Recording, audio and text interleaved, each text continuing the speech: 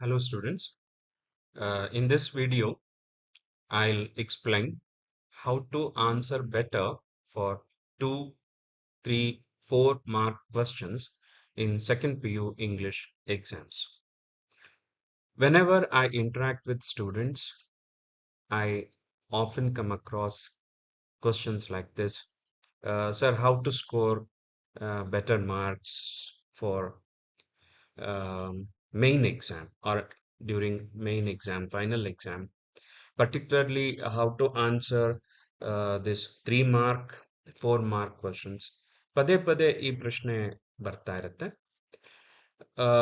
ಈ 2, 3 ಮತ್ತೆ 4 ಅಂಕಗಳು ಏನು 2, 3, 4 ಮಾರ್ಕ್ ಕ್ವಶನ್ಸ್ ಏನಿರುತ್ತೆ ಇವುಗಳಿಗೆ ಒಂದು ಒಳ್ಳೆಯ ಉತ್ತರವನ್ನ ಬರೆಯೋದು ಹೇಗೆ and like how better answers can be return. I'll explain in this video. And I try to keep it simple and also I make it bilingual. Kannada ಮತ್ತೆ ಇಂಗ್ಲಿಷ್ ಎರಡನ್ನೂ ಬಳಸಿ ನಾನು ನಿಮಗೆ ಇಲ್ಲಿ ವಿವರಣೆಯನ್ನ ಕೊಡ್ತೇನೆ. ಅಂಡ್ ಮುಖ್ಯ ಉದ್ದೇಶ ಏನು ಅಂತ ಹೇಳಿದ್ರೆ ಈ 1 ಮಾರ್ಕಿನ ಕ್ವಶನ್ಸ್ ಏನಿರುತ್ತೆ MCQs ಏನಿರುತ್ತೆ ಅವುಗಳನ್ನ ಆನ್ಸರ್ ಮಾಡುವ ರೀತಿ ಬೇರೆ, different strategy to answer them. ಅದನ್ನ ಇನ್ಯಾವುದಾದ್ರೂ ಮತ್ತೊಂದು ವಿಡಿಯೋ ತರಗತಿಯಲ್ಲಿ ನಾನು ನಿಮಗೆ ವಿವರಿಸುವಂತ ಕೆಲಸ ಮಾಡ್ತೇನೆ. ಆದ್ರೆ ಈ 2 ಮಾರ್ಕ್ಸ್ 3 ಮಾರ್ಕ್ಸ್ ಮತ್ತೆ 4 ಮಾರ್ಕಿನ ಕ್ವಶನ್ಸ್ ಏನಿರುತ್ತೆ ಅವುಗಳನ್ನ ಆನ್ಸರ್ ಮಾಡೋದಿಕ್ಕೆ ಬೇರೆ ಆದಂತ ವಿಧಾನ, different strategy needs to be followed. So let us try to understand how to go about in this direction. And before I start, I want to make it one thing clear. ಒಂದು ವಿಷಯನ ಸ್ಪಷ್ಟವಾಗಿ ನಾನು ಹೇಳಬೇಕು. ಯಾರಿಗೆ English ಭಾಷೆಯ ಮೇಲೆ ಹಿಡಿತಾ ಇಲ್ಲ ಅಥವಾ ತಮ್ಮದೇ ವಾಕ್ಯಗಳನ್ನ ರಚನೆ ಮಾಡಲಿಕ್ಕೆ ನಮಗೆ ಕಷ್ಟ ಆಗುತ್ತೆ ಸರ್, ಕ್ಲಾಸ್ನಲ್ಲಿ ಟೀಚರ್ ಕೊಟ್ಟಿರುವಂತ ಒಂದು ಸಮ್ಮರಿ ಏನಿರುತ್ತೆ ಆ ಸಮ್ಮರಿಯನ್ನ ನಾವು ತಕ್ಕ ಮಟ್ಟಿಗೆ ಪ್ರಾಕ್ಟೀಸ್ ಮಾಡಿ ನೆನಪಿನ ಮೇಲೆ ಅದನ್ನ ಗಟ್ ಹೊಡೆದು ಅದರ ಆಧಾರದ ಮೇಲೆ ನಾವು ಉತ್ತರ ಬರಿತೀವಿ ಅನ್ನುವಂತ ವಿದ್ಯಾರ್ಥಿಗಳು ಇದ್ರೆ ನಿಮಗೆ ಒಂದು ಮಾತು ನಾನು ಸ್ಪಷ್ಟವಾಗಿ ಹೇಳಬೇಕು. ನಾನು ಇಲ್ಲಿ ಚರ್ಚಿಸುವಂತ ಬಹುತೇಕ ಅಂಶಗಳು ನಿಮಗೆ ಕಷ್ಟ ಆಗತ್ತೆ, ಅವುಗಳನ್ನ ಫಾಲೋ ಮಾಡೋದು ಸ್ವಲ್ಪ ಕಷ್ಟ ಸಾಧ್ಯದ ಮಾತು. ಹಾಗಾಗಿ need not to follow this. ಯಾರೆಲ್ಲ ಸಮ್ಮರಿ ತರದ ಆನ್ಸರ್ಗಳನ್ನ ಅಭ್ಯಾಸ ಮಾಡಿಕೊಂಡು ಪರೀಕ್ಷೆನಲ್ಲಿ ಬರಿಬೇಕು ಅನ್ನುವಂತ ಆಲೋಚನೆಯಲ್ಲಿ ಇದ್ದೀರಿ ಅವರಿಗೆ ನನ್ನ ಈ ವಿಡಿಯೋ ತರಗತಿ ಹೆಚ್ಚು ಪ್ರಯೋಜನಕ್ಕೆ ಬರೋದಿಲ್ಲ. ಆದ್ರೆ ಯಾರು ಸ್ವಂತ ವಾಕ್ಯಗಳನ್ನ ನಾವು ಬರೀತೇವೆ, we can write on our own, we have fairly good English without any grammar mistakes. I can create, produce, write a few sentences of my own ಅನ್ನುವ ಸ್ಟೂಡೆಂಟ್ಸ್ ಏನಿದ್ದೀರಿ ಅವರಿಗೆ ನಾನೀಗ ಹೇಳುವಂತ ಅಂಶಗಳು ಹೆಚ್ಚು ಅನುಕೂಲ ಆಗತ್ತೆ. ಇದರಲ್ಲಿ ಸರಿ ಮತ್ತು ತಪ್ಪು ಅನ್ನೋದಕ್ಕಿಂತ ಹೆಚ್ಚಾಗಿ ಆಲ್ವೇಸ್ ನಿಮ್ಮ ಕೆಪಾಸಿಟಿಯ ಮೇಲೆ, ನಿಮ್ಮ ಸಾಮರ್ಥ್ಯದ ಆಧಾರದ ಮೇಲೆ ಪರೀಕ್ಷೆಗೆ ಸಿದ್ಧರಾಗಬೇಕು. ಪರೀಕ್ಷೆ ಅನ್ನೋದನ್ನ ಒಂದು ವಿಷಯ ಅರ್ಥ ಮಾಡ್ಕೊಳ್ಳಿ, ಯಾರಿಗೆ ಎಷ್ಟು ಗೊತ್ತಿದೆ ಅನ್ನೋದು ಮುಖ್ಯ ಆಗತ್ತೆ, ಇಲ್ಲ ಅಂತಲ್ಲ. ಆದ್ರೆ ಪರೀಕ್ಷೆಯಲ್ಲಿ ತಮಗೆ ಗೊತ್ತಿರೋದನ್ನ ಯಾರು ಹೆಚ್ಚು ಸಮರ್ಥವಾಗಿ ಕ್ವಾಲಿಟೇಟಿವ್ಲಿ ಬೆಟರ್ ಆಗಿ ಎಕ್ಸ್ಪ್ರೆಸ್ ಮಾಡ್ತಾರೆ ಅವರು ಹೆಚ್ಚಿನ ಅಂಕಗಳನ್ನ ಗಳಿಸ್ಕೊಳ್ಳಿಕ್ಕೆ ಅವಕಾಶ ಆಗತ್ತೆ. ಹಾಗಾಗಿ it is not A question of how much I know, but it is more than that. How much I know, how better I can express so that the evaluator can award me better marks. So one needs to be careful on all these issues. So now let's begin. How to come up with better answers for these 3 type of questions, and these questions are based on our course book, right? So in this video I'll be focusing more on the entirely on the course book area.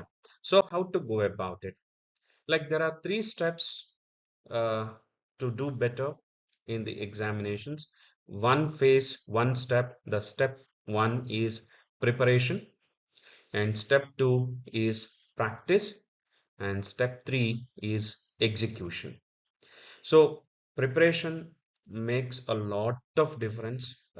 There is a saying that if you sweat in training, you don't bleed in the battle.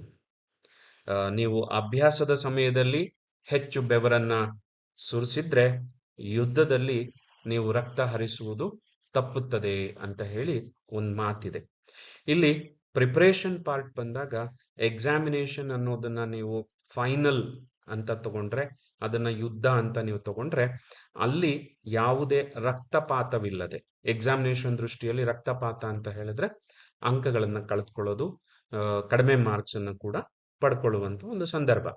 ನೀವು exam ಅಲ್ಲಿ ಯಾವುದೇ ಅಪಾಯಕ್ಕೆ ಒಳಗಾಗಬಾರದು ಅಂತಿದ್ರೆ ತಯಾರಿಯ ಹಂತದಲ್ಲಿ ನೀವು ಸಾಕಷ್ಟು ಶ್ರಮಿಸಬೇಕಾಗತ್ತೆ, ಸಾಕಷ್ಟು ಬೆವರನ್ನ ಹರಿಸಬೇಕಾಗತ್ತೆ.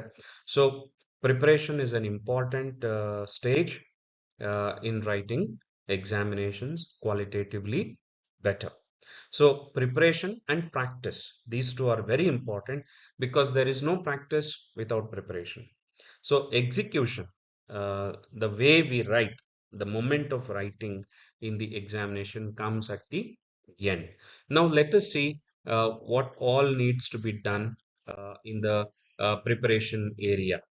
So preparation means it is better understanding of what is expected of you, right? What is expected of me as a student, what is expected of me by the evaluator or by the teacher or the question paper setter.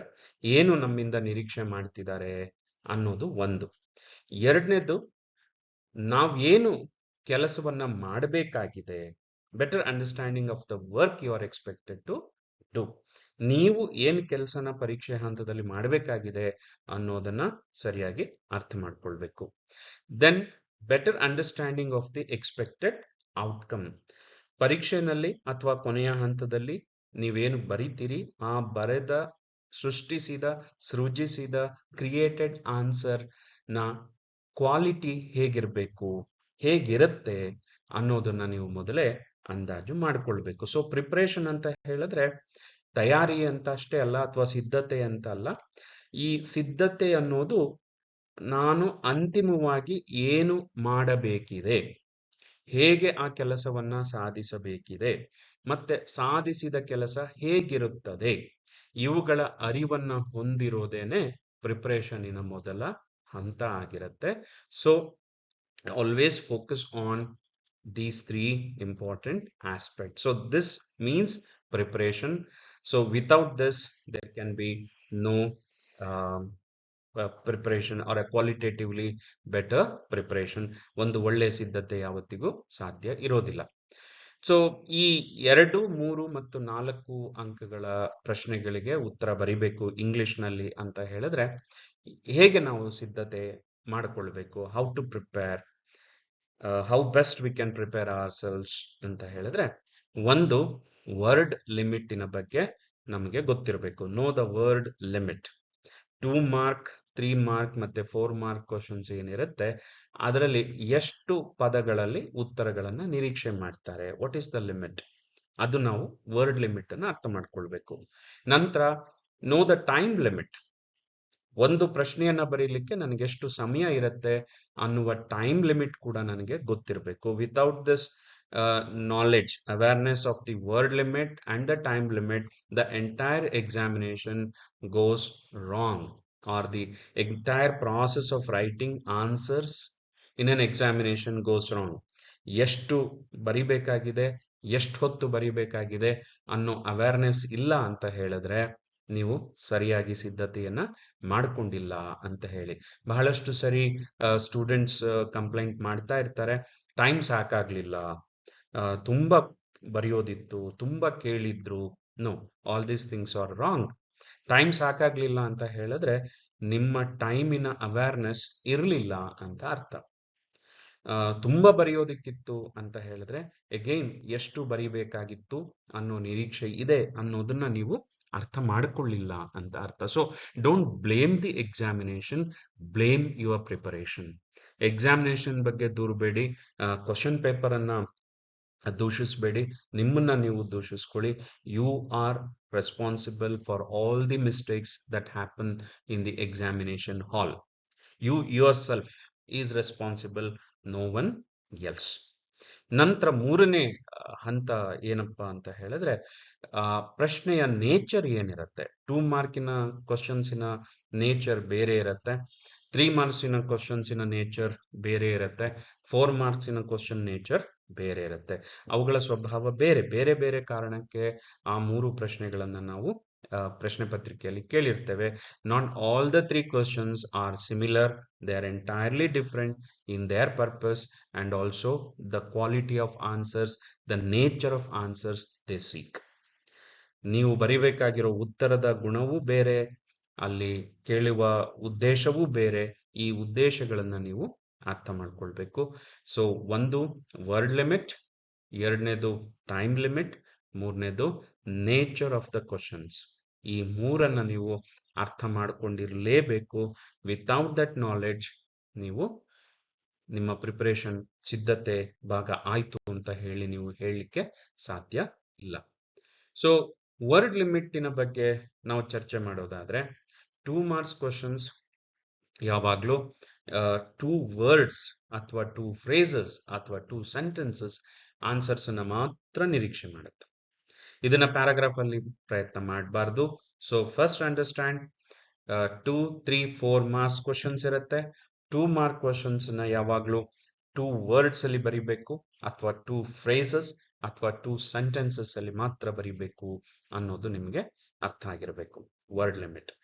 ಎರಡನೇದು 3 marks questions ಅನ್ನ ನೀವು ನೋಡಿದಾಗ ಅಲ್ಲಿ ಪ್ರಶ್ನೆ ಪತ್ರಿಕೆನಲ್ಲಿ instruction ಏನಿರುತ್ತೆ ಅಂತ ಹೇಳಿದ್ರೆ, in about 60 words ಅಂತ ಇರುತ್ತೆ. 60 ವರ್ಡ್ಸ್ ಅಂತ ಹೇಳಿದ್ರೆ more than half a page ಅಥವಾ almost half a page. Sir, how to plan ಅಂತ, ಇದನ್ನ ಹೇಗೆ ನಾವು ಯೋಚನೆ ಮಾಡಬೇಕು ಅಂತ ನಿಮ್ಮಲ್ಲಿ ಯಾರಿಗಾದ್ರೂ ಕ್ವೆಶ್ಚನ್ ಇದ್ರೆ, so it is a simple way. ಒಂದು ಆನ್ಸರ್ ಪೇಪರ್ ಶೀಟ್ ನ ನೀವು ತಗೊಂಡ್ರೆ, ಒಂದು ಪೇಜ್ ನ ತಗೊಂಡ್ರೆ ಯೂಶುವಲಿ 20 ಲೈನ್ಸ್ ಇರುತ್ತೆ. Let us say you write 5 words ಅಥವಾ 6 ವರ್ಡ್ಸ್ ಅ ಲೈನ್ ಅಂತ ಹೇಳಿದ್ರೆ ರಫ್ಲಿ around 120 words in a page. ಹಾಗಾಗಿ 60 ವರ್ಡ್ಸ್ ಅಂತ ಹೇಳಿದಾಗ it is almost half a page or less than a page. ಹಾಗಿದ್ರೆ 60 ವರ್ಡ್ಸ್ ಕರೆಕ್ಟ್ ಆಗಿ ಕೌಂಟ್ ಮಾಡ್ಬೇಕಾ ಅಂತ ಹೇಳಿದ್ರೆ ಇಲ್ಲ. 60 ಅಂತ ಹೇಳಿದಾಗ you can go up to 70-80 words, not more than that. ಅದಕ್ಕಿಂತ ಜಾಸ್ತಿ ಹೋಗಬಾರ್ದು. ಅವಾಗ ಏನಾಗತ್ತೆ ಅಂತ ಹೇಳಿದ್ರೆ you are exceeding the word limit. So ಯಾರೆಲ್ಲ ಔಟ್ ಆಫ್ ಔಟ್ ಸ್ಕೋರ್ ಮಾಡಬೇಕು ಅನ್ನುವಂತ ಆಲೋಚನೆ ಇಟ್ಕೊಂಡಿದ್ದೀರಿ, for them it would be a negative factor. So ಏನು ನಿಮಗೆ ಆನ್ಸರ್ಸ್ ಅನ್ನು ಕೇಳಿರ್ತಾರೆ, ಆ word limit you should always follow. Then 4 mark questions in about 100 words ಅಂತ ಹೇಳಿ ಇನ್ಸ್ಟ್ರಕ್ಷನ್ ಇರುತ್ತೆ. ನಾನು ಆಗ್ಲೇ ಹೇಳಿದ ಫಾರ್ಮುಲಾನ ನೀವು ಫಾಲೋ ಮಾಡಿದ್ರೆ, 1 ಪೇಜ್ ಅಂತ ಹೇಳಿದಾಗ 20 ಲೈನ್ಸ್ ಯೂಶುವಲಿ. ಸೊ ಒಂದು ಲೈನ್ ನಲ್ಲಿ ನೀವು ಆವರೇಜ್ 6 ವರ್ಡ್ಸ್ ಬರೆದಿದ್ದೀರಿ ಅಂತ ಹೇಳಿದ್ರೆ 1 page means 120 words. So at least 1 page ಬರೀಲೇಬೇಕು, ಅಥವಾ half a page, 1.5 a page, more than a page but less than 2 pages. That's the maximum you can think of. But you should be very careful in following the word limit condition. So you shouldn't exceed too much. So all you can do is, if the answer is expected 60 ಪದಗಳಲ್ಲಿ ಬರೀರಿ ಅಂತ ಹೇಳಿದ್ರೆ, ಒಂದು ಜಾಸ್ತಿ ಅಂತ ಹೇಳಿದ್ರೆ 80 ಪದಗಳಿಗೆ ಹೋಗಿ, but never go to reach 100 words. That is not agreeable, that is not acceptable. So if the 4 mark questions ಅಲ್ಲಿ 100 words ಅಂತ ಕೇಳ್ತಾ ಇದ್ರೆ 130 words ವರೆಗೂ ನೀವು ಹೋಗಿ, but never go for 200 words. 2 pages ಅನ್ನ ಬರೀಲಿಕ್ಕೆ ಹೋಗಬಾರ್ದು. ಸೊ ಎಸೆ ಟೈಪ್ ಆನ್ಸರ್ಸ್ ಅಲ್ಲಿ ಒಂದು ವಿಷಯ ಏನಪ್ಪಾ ಅಂತ ಹೇಳಿದ್ರೆ, ನಾವು ಏನು ವರ್ಡ್ ಲಿಮಿಟ್ ಅನ್ನ ಹೇಳಿರ್ತೇವೆ ಆ ವರ್ಡ್ ಲಿಮಿಟ್ ಅನ್ನ ನೀವು ಫಾಲೋ ಮಾಡೋದು ತುಂಬಾ ಮುಖ್ಯ ಆಗತ್ತೆ. So word limit counts a lot. Then time limit ಅನ್ನ ಕ್ಯಾಲ್ಕುಲೇಟ್ ಮಾಡೋದು ಹೇಗೆ? ಮೋಸ್ಟ್ ಆಫ್ ದ ಟೈಮ್ಸ್ ನಮ್ಮಲ್ಲಿ ಕನ್ನಡ ಮಾಧ್ಯಮದ ವಿದ್ಯಾರ್ಥಿಗಳು ಅಥವಾ ಕನ್ನಡ ಚೆನ್ನಾಗಿ ಗೊತ್ತಿರುವಂತ ವಿದ್ಯಾರ್ಥಿಗಳಲ್ಲಿ ಒಂದು ಸಮಸ್ಯೆಯನ್ನ ಗಮನಿಸಿದ್ದೀನಿ. ಕನ್ನಡ ಪರೀಕ್ಷೆಯಲ್ಲಿ ಸಮಯ ಸಾಕಾಗ್ಲಿಲ್ಲ, ಟೈಮ್ ಸಾಕಾಗ್ಲಿಲ್ಲ ಅನ್ನುವಂತ ಒಂದು ಕಂಪ್ಲೇಂಟ್ ಯಾವಾಗ್ಲೂ ಇರುತ್ತೆ. So that means poor management of time, ಸಮಯದ ಸರಿಯಾದ ನಿರ್ವಹಣೆ ಆಗ್ಲಿಲ್ಲ ಅಂತ ಹೇಳಿ ಅರ್ಥ. ಇದನ್ನ ನೀವು ಕ್ಯಾಲ್ಕುಲೇಟ್ ಮಾಡ್ಲಿಕ್ಕೆ ಒಂದು ಸಿಂಪಲ್ ವೇ ಅಂತ ಹೇಳಿದ್ರೆ, ಈಗ ಕಳೆದ ವರ್ಷದಿಂದ ಪರೀಕ್ಷೆಗಳು 3 ಅವರ್ಸ್ ಮಾತ್ರ ಇರುತ್ತೆ. ಆ 3 ಅವರ್ಸ್ ಅಲ್ಲಿ 15 ಮಿನಿಟ್ಸ್ ಕ್ವಶನ್ ಪೇಪರ್ ಓದ್ಲಿಕ್ಕೆ ಹೋಗುತ್ತೆ.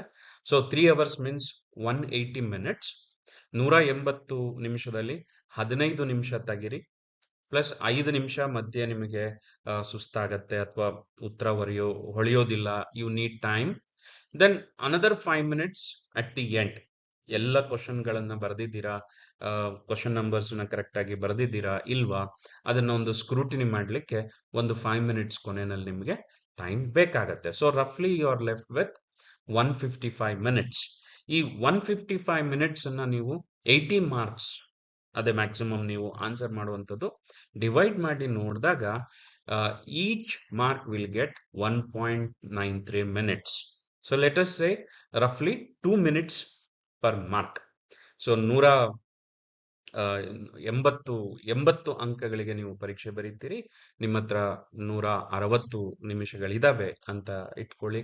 ಸೊ 1 ಅಂಕಕ್ಕೆ 2 ನಿಮಿಷದ ಅವಧಿ ನಿಮಗೆ ಸಿಗತ್ತೆ. So whatever you plan to write, that planning should come with this time limit. So ಹಾಗಾಗಿ 2 ಮಾರ್ಕ್ ಕ್ವಶನ್ಸ್ ಅಂತ ಹೇಳಿದಾಗ ರಫ್ಲಿ you will can have 4 minutes. 3 marks ಅಂತ ಹೇಳಿದ್ರೆ 6 ಮಿನಿಟ್ಸ್. 4 ಮಾರ್ಕ್ಸ್ ಅಂತ ಹೇಳಿದಾಗ 8 ಮಿನಿಟ್ಸ್. ಸೊ ಈ ಒಂದು ಟೈಮ್ ಲಿಮಿಟ್ ನ ಒಳಗಡೆ ನೀವು ಆನ್ಸರ್ಸ್ ಅನ್ನು ಬರಿಬೇಕಾಗತ್ತೆ. You should be very careful in this time discipline. Time ಅನ್ನ ನೀವು ಸರಿಯಾಗಿ ಫಾಲೋ ಮಾಡಲೇಬೇಕಾಗತ್ತೆ. Let us say 2 mark questions ನೀವು 1 ನಿಮಿಷದಲ್ಲಿ 2 ಮಿನಿಟ್ಸ್ ಅಲ್ಲಿ ಮುಗಿಸಿದ್ರಿ, ಆನ್ಸರ್ ಬರ್ಲಿಕ್ಕೆ ಸಾಧ್ಯ ಆಯ್ತು ಅಂತ ಹೇಳಿದ್ರೆ ದಟ್ 2 ಮಿನಿಟ್ಸ್ ನಿಮಗೆ ಮತ್ತೊಂದು ಕಡೆ ಹೆಲ್ಪ್ಗೆ ಬರುತ್ತೆ. ಸೊ ಟೈಮ್ ಲಿಮಿಟ್ ಅನ್ನ ನೀವು ಯಾವಾಗಲೂ ನಿಮ್ಮ ಪ್ರಿಪರೇಷನ್ ನಲ್ಲಿ ಇಟ್ಕೊಳ್ಬೇಕು. ಆ preparation planning is very important. So preparation means planning. So you should ಈಗಾಗಲೇ ಹೇಳಿದಾಗೆ word limit, then time limit, that is the most important factor. Then ಯಾವ ತರದ ಪ್ರಶ್ನೆಗಳನ್ನ ಕೇಳ್ತಾರೆ, ಏನು ಉದ್ದೇಶ ಇರುತ್ತೆ ಆ ಪ್ರಶ್ನೆಗಳಲ್ಲಿ ಅಂತ ನೀವು ಯೋಚನೆ ಮಾಡಿದ್ರೆ, 2 ಮಾರ್ಕ್ ಕ್ವಶನ್ಸ್ ಅಲ್ಲಿ ಮೆಮೊರಿ ಬೇಸ್ಡ್ ಕ್ವಶನ್ಸ್ ಇರುತ್ತೆ. ಪಾಠವನ್ನ ಓದಿರ್ತೀರಿ, ಅದನ್ನ ನೆನಪು ಮಾಡಿಕೊಂಡು ಆ ಪಾಠದಲ್ಲಿ ಬರುವಂತ ಕೆಲವು ಮುಖ್ಯವಾದ ಅಂಶಗಳನ್ನ ನಿಮಗೆ ಅಲ್ಲಿ ಪ್ರಶ್ನೆ ರೂಪದಲ್ಲಿ ಕೇಳ್ತಾರೆ. 2 ಪದ ಅಥವಾ 2 ವಾಕ್ಯ ಅಥವಾ 2 ಫ್ರೇಸಸ್, ಪದಪುಂಜಗಳನ್ನ ನೀವಲ್ಲಿ ಉತ್ತರವಾಗಿ ಕೊಡಬೇಕಾಗತ್ತೆ. ಸೊ 2 ಮಾರ್ಕ್ಸ್ ನಲ್ಲಿ ಏನಿರುತ್ತೆ, ರಿಮೆಂಬರ್, ರಿಕಾಲ್, ಫ್ಯಾಕ್ಟ್ಸ್ ಇರುತ್ತೆ. ಅಲ್ಲಿ ಪಾಠದಲ್ಲಿ ಬಂದಂತ ಮುಖ್ಯವಾದ ಅಂಶಗಳನ್ನೇ ಆಧಾರವಾಗಿಟ್ಕೊಂಡು ಅಲ್ಲಿ ಪ್ರಶ್ನೆಗಳನ್ನ ಕೇಳಿರ್ತಾರೆ. ದೆನ್ 3 ಮಾರ್ಕ್ಸ್ ಕ್ವಶನ್ಸ್ ಗೆ ಬಂದಾಗ they are short summary type answers ಆಗಿರುತ್ತೆ. You can take them as short essays. ಕೆಲವು ಸರಿ ಸಾರಾಂಶವನ್ನ ಪ್ಯಾರಾಫ್ರೇಸಿಂಗ್ ಕೂಡ ನಾವು ಮಾಡ್ತೇವೆ.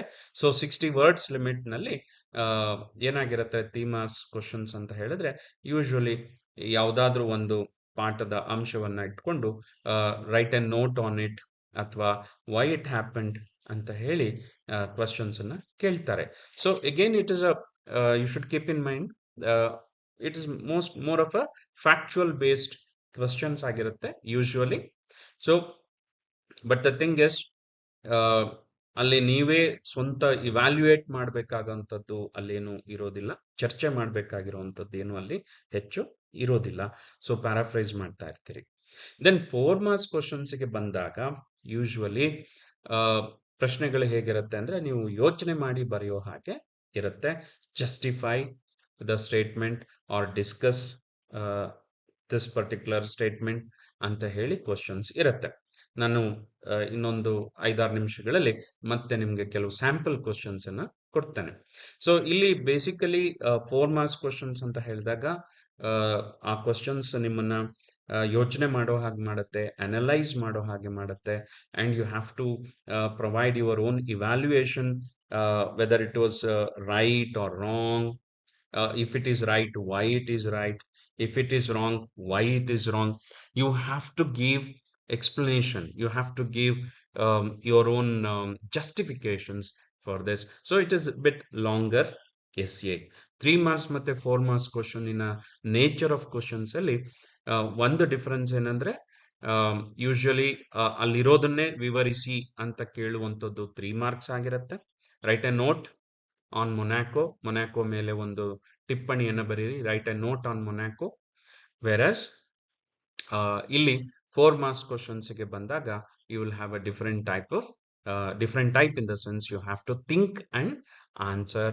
ಸೊ ಇದು ಸ್ವಲ್ಪ ನಿಮಗೆ ಹೆಚ್ಚಿನ ಶ್ರಮವನ್ನ ಬೇಡತ್ತೆ. You have to come up with your own answers ಆಗಿರುತ್ತೆ. So this is the nature. So ಒಂದು word limit, time limit, then the nature limit of that questions nature. ಈ 3 ಅಂಶಗಳನ್ನ ನಿಮ್ಮ ಪ್ರಿಪರೇಷನ್ ನಲ್ಲಿ ಇಟ್ಕೊಂಡಿರ್ಬೇಕು. ಈ ಪ್ರಿಪರೇಷನ್ ಅನ್ನ ನೀವು ಮಾಡ್ಕೊಂಡಾಗ ನೆಕ್ಸ್ಟ್ ಸ್ಟೇಜ್ ಏನಾಗಿರುತ್ತೆ, ಪ್ರಾಕ್ಟೀಸ್ ಆಗಿರುತ್ತೆ. ಆ ಪ್ರಾಕ್ಟೀಸ್ ಅನ್ನ ಮಾಡ್ಬೇಕಾದ್ರೆ ಹೇಗೆ ನೀವು ಮಾಡಬೇಕು ಅಂತ ಹೇಳಿದ್ರೆ, ಒಂದು 2 mark ಕ್ವಶನ್ಸ್ ಯಾವಾಗ್ಲೂ 2 words, 2 phrases, 2 sentences ಅಷ್ಟೇ ಆಗಿರುತ್ತೆ.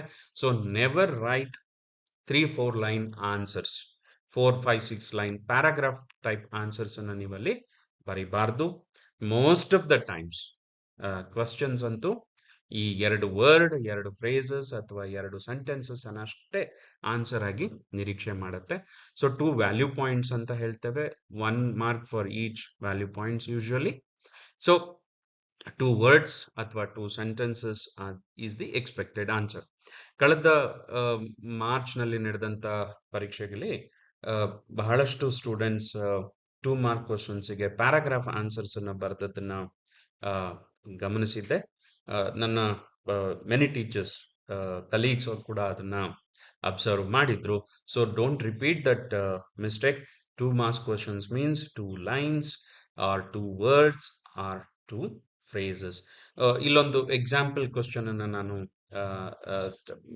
ತಗೊಂಡಿದ್ದೇನೆ.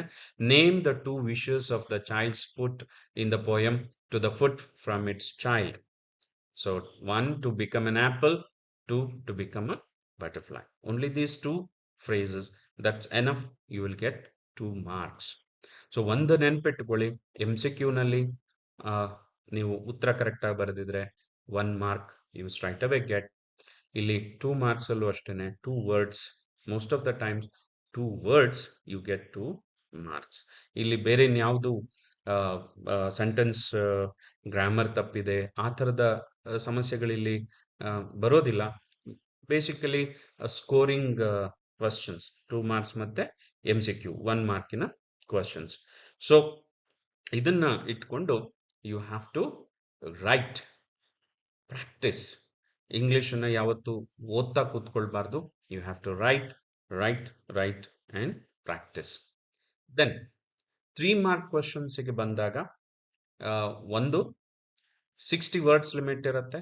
ಸೊ ಒಂದು ಪ್ಯಾರಾಗ್ರಾಫ್ ಅಲ್ಲಿ ಯು ಕ್ಯಾನ್ ರೈಟ್ ಆನ್ಸರ್ ಅಥವಾ maximum 2 paragraphs, but always make it a point, never write more than half a page, but less than a page. ಮುಕ್ಕಾಲ್ page ಬರೆದ್ರು ತೊಂದರೆ ಇಲ್ಲ, based on your handwriting, but make it a point not to write 1 complete page. ಒಂದು ಪುಟ ಪೂರ್ತಿ ಬರೆಯೋದಕ್ಕೆ ಹೋಗಬೇಡಿ, because 4 marks ಮತ್ತೆ 3 marks ಕ್ವಶನ್ಸಿನ ನಡುವೆ ಡಿಫರೆನ್ಸ್ ಇಲ್ದಂಗೆ ಆಗ್ಬಿಡುತ್ತೆ. So you should be very careful in writing your answers for 3 marks questions. So another important thing, ನೀವು ಪ್ರಾಕ್ಟೀಸ್ ಮಾಡಬೇಕಾದ್ರೆ begin and end the answer with a question asked. Summary type answers ಅನ್ನ ಬರೆಯೋದಕ್ಕೆ ಹೋಗಬೇಡಿ. For example, 2 deer is a short story written by so and so. ಬೇಡ. ಅದರ ಬದಲು questions ಏನ್ ಕೇಳಿರ್ತಾರೆ, ಯಾರು ಹೆಚ್ಚು ಆನ್ಸರ್ಸ್ ಒಳ್ಳೆ ಆನ್ಸರ್ಸ್ ಬರೆದು ಒಳ್ಳೆ ಮಾರ್ಕ್ಸ್ ಸ್ಕೋರ್ ಮಾಡಬೇಕು ಅಂತ ಯೋಚನೆ ಮಾಡ್ತಾ ಇದ್ದೀರಿ, ಫಾರ್ ದೋಸ್ ಸ್ಟೂಡೆಂಟ್ಸ್ ಒಂದು ಏನು ಟಿಪ್ಸ್ ಅಂತ ಕರೀರಿ ಅಥವಾ ಒಂದು ಸ್ಟ್ರಾಟಜಿ ಅಂತ ಇಟ್ಕೊಳ್ಳಿ. The thing is, always begin the answer and end the answer with the question that is asked. Your focus should be on the question. See, for example, Why was the criminal reluctant to go away from the prison in 2 year? ಇಲ್ಲಿ for this 3 mark questions ನಾನು ಒಂದು ಮೂರು samples ಅನ್ನ ನಾನು ನಿಮಗೆ ಇಲ್ಲಿ share ಮಾಡ್ತಾ ಇದ್ದೇನೆ. You can choose your own, you can come up with another way. But the thing is, ನೀವು ಬರೆಯುವಂತ ಪ್ರತಿಯೊಂದು essay type answer shall have a different beginning. ಅಲ್ಲೊಂದು ವೆರೈಟಿ ಇರಲಿ. The way you write should catch the eye of the evaluator. That is very important. ನಿಮ್ಮ answer evaluation ಮಾಡ್ತಾ ಇರೋ ಟೀಚರಿಗೆ wow interesting ಅಂತ ಅನ್ನಿಸ್ಬೇಕು. ಹಾಗೆ ಆನ್ಸರ್ಸ್ ಇದ್ದಾಗ your chances of getting more marks becomes more. But at the same time, punctuation correct ಇರಬೇಕು, grammar errors ಇರಬಾರ್ದು, then spelling errors ಇರಬಾರ್ದು. All these things matter, right? But at the same time, ಎಲ್ಲ answers ಅನ್ನು this lesson is written by so and so, this is the story. No, don't begin like that.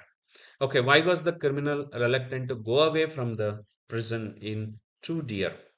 Okay, see, you can take this example.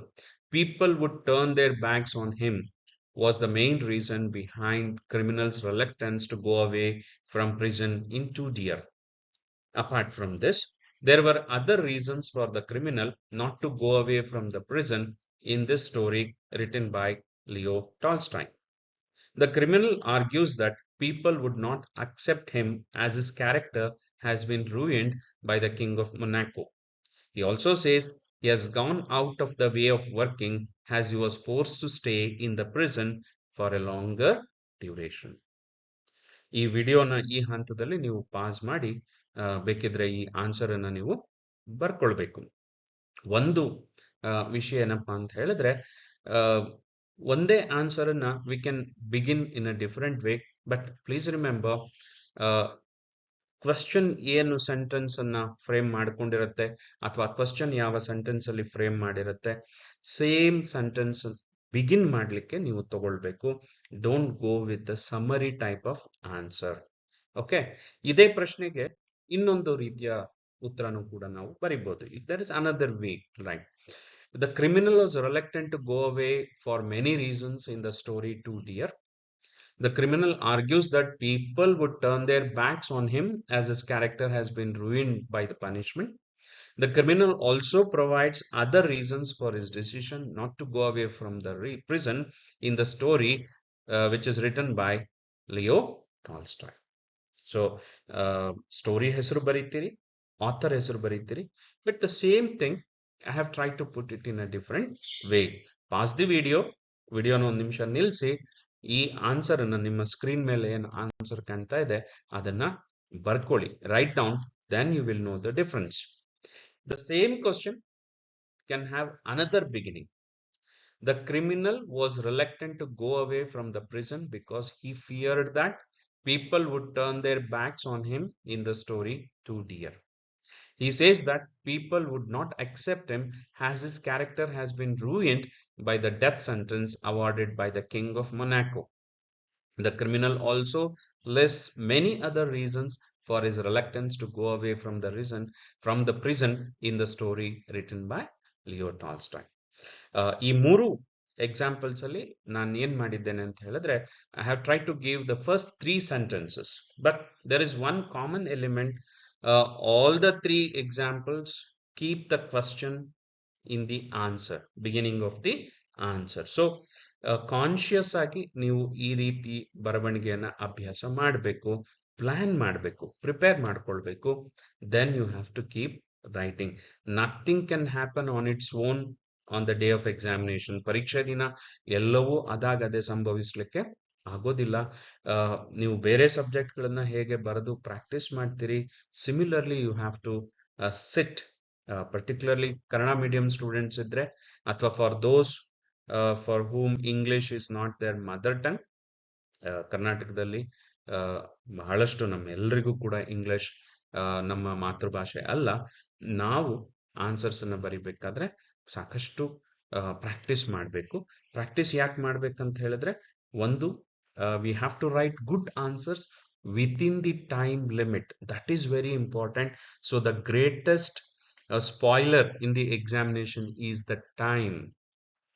Time management ನಾವು ಸರಿಯಾಗಿ plan ಮಾಡಿ practice ಮಾಡದೆ ಹೋದ್ರೆ execute ಮಾಡೋ ದಿನ ನಾವು ತುಂಬಾ ತಪ್ಪು ಮಾಡ್ತೇವೆ. ಬಿಕಾಸ್ ಆರಂಭದಲ್ಲಿ 1 hour ಕಳೆದೋಗಿರುತ್ತೆ, ನಾವಿನ್ನು 20% ಆಫ್ ದಿ ಕ್ವಶನ್ಸ್ ಆನ್ಸರ್ ಮಾಡಿಲ್ಲ ಅಂತ ಆದಾಗ ಸ್ಟ್ರೆಸ್ ಕ್ರಿಯೇಟ್ ಆಗತ್ತೆ, ಆಂಗ್ಸೈಟಿ ಶುರುವಾಗತ್ತೆ, ಆತಂಕ ಶುರುವಾಗತ್ತೆ. Then everything goes wrong, confusion ಶುರುವಾಗತ್ತೆ. We end up scoring less marks. So that is what I said. If you don't practice well, you bleed in the examination. ಪರೀಕ್ಷೆನಲ್ಲಿ ರಕ್ತ ಹರಿಸ್ಬೇಕಾಗತ್ತೆ, ಇಲ್ಲಿ ರಕ್ತ ಅಂತ ಹೇಳಿದ್ರೆ ಮಾರ್ಕ್ಸ್ ಅನ್ನು ನಾವು ಕಳ್ಕೋಬೇಕಾಗತ್ತೆ. ದೆನ್ ಎಂಡಿಂಗ್ ಹೇಗ್ ಮಾಡ್ಬೋದು ನೋಡಿ, I have given you 3 ways of ending the answer for this question. Hence, due to the reasons listed above, the criminal was reluctant to go away from the prison. This is one way. In nutshell, due to the above mentioned reasons, the criminal was reluctant to go away from the prison. To conclude, due to above listed reasons, the criminal was reluctant to go away from the prison in the story Two Deer. Please pause the video, write down these 3 answers, ways of ending this particular answer for this particular question. You will know how to go about it. ಇದೇ pattern ಅನ್ನ ಇಟ್ಕೊಂಡು ಉಳಿದ ಪ್ರಶ್ನೆಗಳಿಗೂ ನೀವು ಸಿದ್ಧತೆಯನ್ನ ಮಾಡ್ಕೊಳ್ಳಿ. Then plan it, prepare, and then practice. So it becomes easy for you to write in the examination day. Okay. Now we shall move on to 4-mark questions. Again, you have to be clear on the word limit, 100 words. And again, the time limit, you will have roughly around 8 minutes. So then another thing is your answer shall be in 2 paragraphs, rather 3. That's it. And more than a page, but less than 1.5 a page. That's the maximum you can go. Don't go beyond 1.5 page. ಒಂದೂವರೆ ಪುಟಕ್ಕಿಂತ ಜಾಸ್ತಿ ಹೋಗಬೇಡಿ. 2 pagesಗೆಲ್ಲ ಹೋದ್ರೆ when it comes to awarding full marks, out of marks ಅಂತ ನಾವೇನ್ ಹೇಳ್ತೀವಿ, ಅವಾಗ word limit ಅನ್ನ exceed ಮಾಡಿರೋದ್ರಿಂದ ಇವ್ಯಾಲ್ಯೂಯೇಟರ್ ಕ್ಯಾನ್ ಡಿಡಕ್ಟ್ 1 mark ಸಾಧ್ಯ ಯಾವಾಗ್ಲೂ ಇರುತ್ತೆ. ಸೊ ಹಾಗಾಗಿ 1 page or maximum 1.5 page. Don't go beyond that. 100 words means you can go up to 130 words, 40, not beyond that. So one should be very careful with the word limit also. And again, you have to begin your answer, end the answer with the question asked. Again, the idea is don't go for summary type of answers. Author euro story title idu, don't go like that. So always keep the question asked in your beginning of the answer and also end of the answer. Okay, I'll share some examples here. So the question is, Khalil Gibran's On Children does not focus merely on the lives of children but also talks about the responsibilities of parents. Discuss. So 4 marks ಕ್ವಶನ್ಸಿನ ಒಂದು nature ನಾನು ಆಗ್ಲೇ discuss ಮಾಡ್ತಾ ಹಾಗೆ ನಮ್ಮನ್ನ ಯೋಚನೆ ಮಾಡು ಅಂತ ಹೇಳುತ್ತೆ. It wants us to think and give our decision. ನಮ್ಗೇನ್ ಅನ್ಸುತ್ತೆ, this is what we feel, this is what we don't feel, this is correct, this is correct because of 1 2 3, this is not correct because of 1 2 3 reasons that we need to spell out. So again, I have given you different ways of writing beginning the answer for a same question. So pause the video, write down the answer, then you will know the real essence of this. ಸುಮ್ನೆ ಕೇಳಿಸ್ಕೊಂಡ್ರೆ ನೋಡಿದ್ರೆ ಇದು ಅರ್ಥ ಆಗೋದಿಲ್ಲ. ವಿಡಿಯೋನ pass ಮಾಡಿ ಇದನ್ನ ಬರ್ಕೊಳ್ಳಿ. The statement Khalil Gibran's On Children does not focus merely on the lives of children but also talks about the responsibilities of parents is an apt one. There are several reasons to justify this statement in the poem on children. Firstly, the narrator in the poem is responding to a woman who held a babe against her bosom. It is clear that the woman mentioned here is a mother. The prophet is giving a message to parents on their responsibility by saying, your children are not your children. They are the sons and daughters of life's longing for itself. It means that the parents have a responsibility towards life, according to the poet Khalil Gibran. So, again, ನಾನು ಕೊಡ್ತಿರೋ answer ಏನಿದೆಯಲ್ಲ, it is an example. ನೀವು ಅದನ್ನ definitely improvise ಮಾಡ್ಕೊಳ್ಬೇಕು. Pass ಮಾಡಿ, write down and think of your own way of answering this question. Then I have got another way of beginning. Many reasons can be listed to prove the statement. Khalil Gibran's On Children does not focus merely on the lives of children, but also talks about the responsibilities of parents. Full stop. Khalil, ಅಲ್ಲೊಂದು mistake ನಿಮಗೆ screen ಮೇಲೆ ಕಾಣ್ತಾ ಇದೆ. Khalil Gibran makes this clear in the opening lines of the poem. Your children are not your children.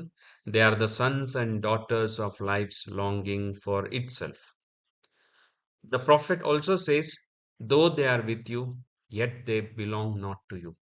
This line clearly indicates the role of parents in the lives of children.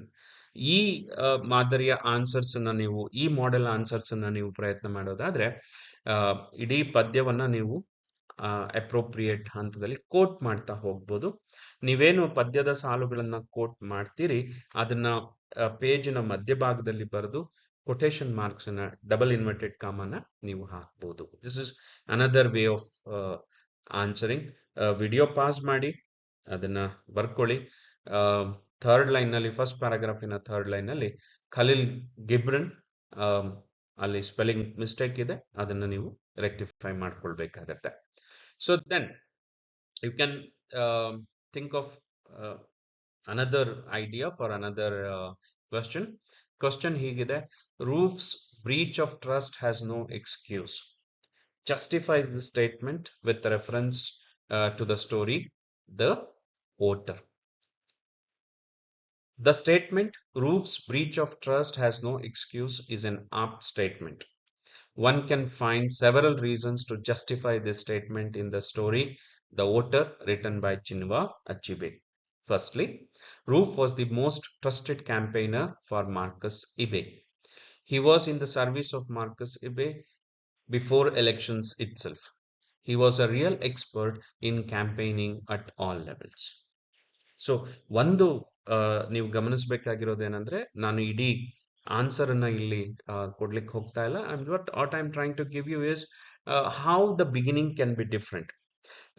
C, variety of answers ಇದ್ದಾಗ, the variety of beginnings ಇದ್ದಾಗ, evaluator will find it interesting. Oh, this student knows something better.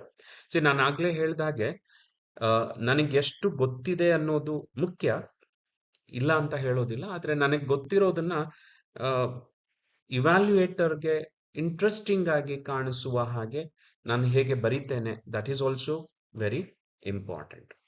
Then ಈ 4 marks ಕ್ವಶನ್ಸ್ಗೆ ending ಹೇಗೆ ಕೊಡ್ಬೋದು? ನಾನೀಗ 2 questions ಅನ್ನ ತಗೊಂಡಿದ್ದೆ.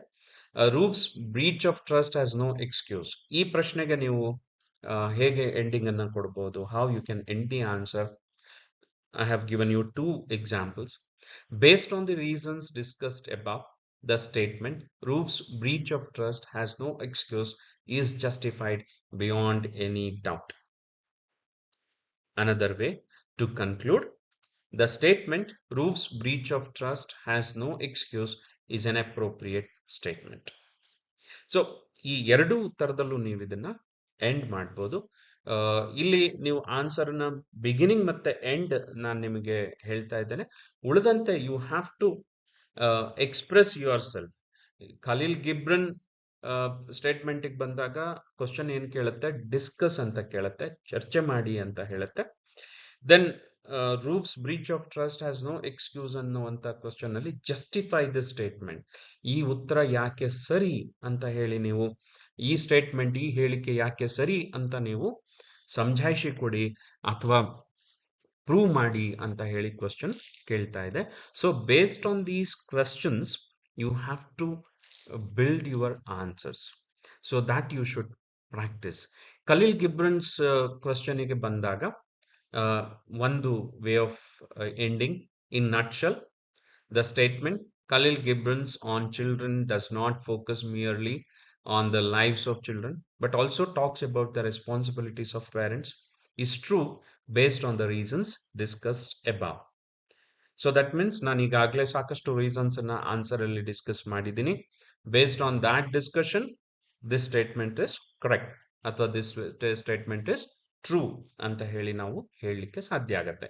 See the idea is instead of going for a summary based boring beginning, this is written by baba baba baba, this is the title is blah blah blah blah, like that, it is always better to bring variations in our answer, but at the same time the words you use should stick to the question and the vocabulary, that is the words ನೀವು ಬಳಸುವಂತ words ಏನಿರುತ್ತೆ ಅದು ಟೆಕ್ಸ್ಟ್ಗೆ appropriate ಆಗಿರಬೇಕು. ಯಾವುದನ್ನೋ ಹೊರಗಿಂದ ತಂದು ನೀವು ಮಾಡಲಿಕ್ಕೆ ಹೋಗಬಾರ್ದು. ಸುಮ್ಮನೆ ನಾನು ಕೆಲವು ಸ್ಟೂಡೆಂಟ್ಸ್ಗಳಲ್ಲಿ ಒಂದು ಬಿಹೇವಿಯರ್ ಅನ್ನು ನಾನು ಗಮನಿಸಿದ್ದೇನೆ. ನಾನು ಸೆಲ್ಫ್ ಬರೀತೇನೆ, ಸ್ವಂತ ಬರೀತೇನೆ, ನಾನೇ ಸ್ವಂತ ಬರೀತೇನೆ ಅಂತ ಹೇಳಿ ಏನೇನೋ ಬರೆಯುವಂತದ್ದು ಇರುತ್ತೆ. So no, you should whatever you write should be appropriate. So Khalil Gibran's on children ಅಂತ ಬಂದಾಗ parents are possessive, parents spoil the life of children, ಆ ಥರ ನೀವು ಹೋಗಬಾರ್ದು. ಆ ಥರ ಪದಗಳೆಲ್ಲೂ ಪದ್ಯದಲ್ಲಿ ಬಳಕೆ ಆಗ್ತಾ ಇಲ್ಲ.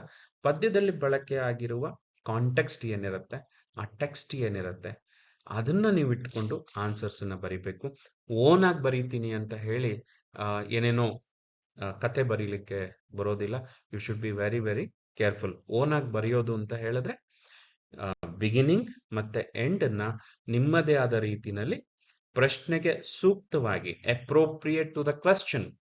ನಾನು ಇದುವರೆಗೆ ಕೊಟ್ಟಂತ ಉದಾಹರಣೆಗಳನ್ನ ಆಧಾರವಾಗಿಟ್ಕೊಂಡು ಬೇಸ್ ಆಗಿಟ್ಕೊಂಡು ಪ್ರಿಪೇರ್ ಮಾಡಿ. ಥಿಂಕ್, ಕ್ವೆಶ್ಚನ್ ಬ್ಯಾಂಕ್ ಇದೆ, ಪ್ರೀವಿಯಸ್ ಇಯರ್ ಕ್ವೆಶ್ಚನ್ ಪೇಪರ್ಸ್ ಇದೆ, ರೈಟ್ ಡೌನ್ ದ ಕ್ವೆಶ್ಚನ್. ಅದು 2 ಮಾರ್ಕ್ 3 ಮಾರ್ಕ್ 4 ಮಾರ್ಕ್ ಕ್ವೆಶ್ಚನ್ ನೋಡ್ಕೊಳ್ಳಿ. Then based on the word limit, time limit and nature of the question, you prepare your answers, then practice many times. If you practice well, then you are prepared well.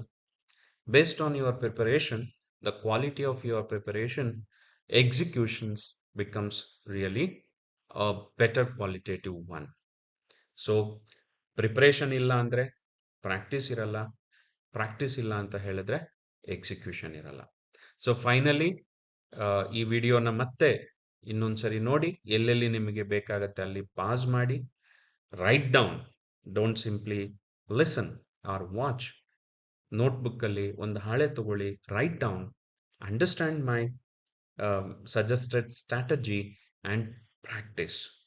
So if you prepare well and practice well, then naturally your execution will be really well, and that results in better marks.